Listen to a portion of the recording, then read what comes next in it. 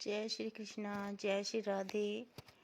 कल यानी कि 29 जनवरी 2024 को सकट चौथ का व्रत आ रहा है। माघ मास के कृष्ण पक्ष की चतुर्थी को सकट चौथ का व्रत पड़ता है। इस दिन माताएं संतान की लंबी आयु के लिए निर्जला व्रत रखती हैं। यह व्रत संतान के जीवन में आने वाली हर संकट और बाधा से उन्हें बचाता है। इस दिन संकट हरण गणेश जी का पूरे विधि विधान के साथ पूजन किया जाता है। इसे संकष्टी चतुर्थी और तिलकुटा चौथ भी कहा जाता है। इस दिन माताएं पूरे दिन निर्जला व्रत रखती हैं और शाम को चंद्रमा को अर्घ्य देकर व्रत का पारण करती हैं।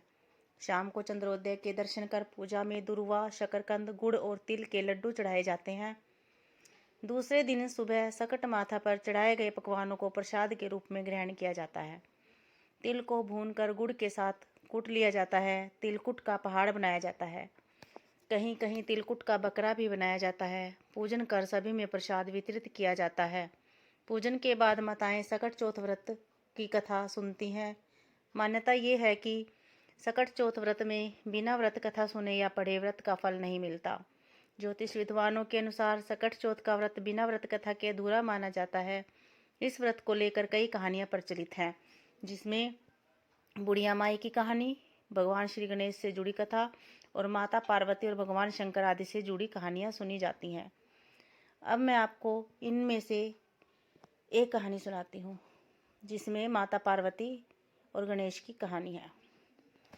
माँ पार्वती एक बार स्नान करने गई। स्नान घर के बाहर उन्होंने अपने पुत्र गणेश जी को खड़ा कर दिया और उन्हें रखवाली का आदेश देते हुए कहा कि जब तक मैं स्नान कर खुद बाहर ना आऊं, किसी को भीतर आने की इजाज़त मत देना। गणेश जी अपनी माँ की बात मानते हुए बाहर पहरा देने लगे।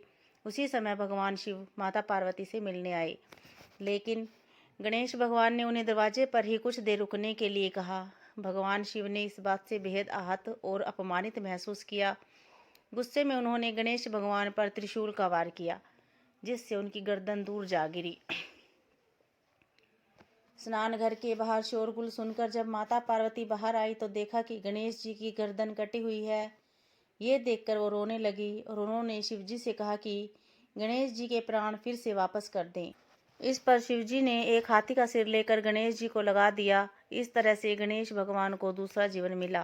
तभी से गणेश की हाथी की तरह सूंड होने लगी। तभी से महिलाएं बच्चों की सलामती के लिए माघ मास के कृष्ण पक्ष की चतुर्थी को गणेश चतुर्थी का व्रत करने लगी। हरे कृष्णा, राधे राधे। अगर आपको हमारी यह कहानी पसंद आई तो वीडियो को लाइक करें और ऐसी नई नई कहानियाँ सुनने के लिए हमारे चैनल को सब्सक्राइब करें। हरे कृष्णा, राधे राधे।